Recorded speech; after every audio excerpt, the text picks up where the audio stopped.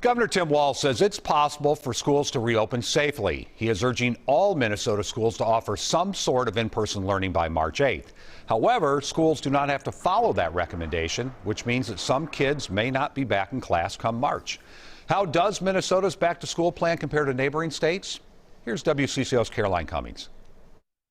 Has there been controversy? Yes, we're in a pandemic. It was a fiery debate in the Minnesota Senate Thursday as Republicans approved their bill stripping Governor Tim Walz of any authority to change school schedules or force them to close. This bill is about putting the decision whether to open or close in the hands of local officials and making that decision closest to the classroom. This comes just one day after Walz relaxed rules so more middle and high schools can bring kids back to the classroom. He hopes all schools will offer some sort of in-person learning option by March 8th, though he isn't requiring it, which means some districts still may not have in-person options by that date. But right now, the majority of students K through 12 are either hybrid or fully in person. It's not a you're gonna be back by that doesn't work, and that's not partnership on that. But I think setting that goal and an expectation that you'll start to see that start to happen. The debate here at the state capitol and in Minnesota mirrors conversations across the U.S. about what schooling will look like in the coming weeks and months as the pandemic has upended education. The new Minnesota guidance makes it easier for schools to bring kids back to the classroom, but the governor still does have the authority to close schools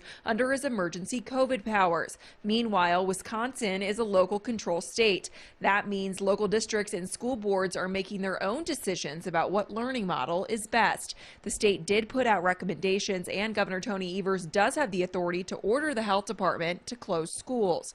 In Iowa, a different approach. Beginning this week, schools have to offer a 100% in-person learning option thanks to a new law passed last month. Caroline Cummings, WCCO 4 News.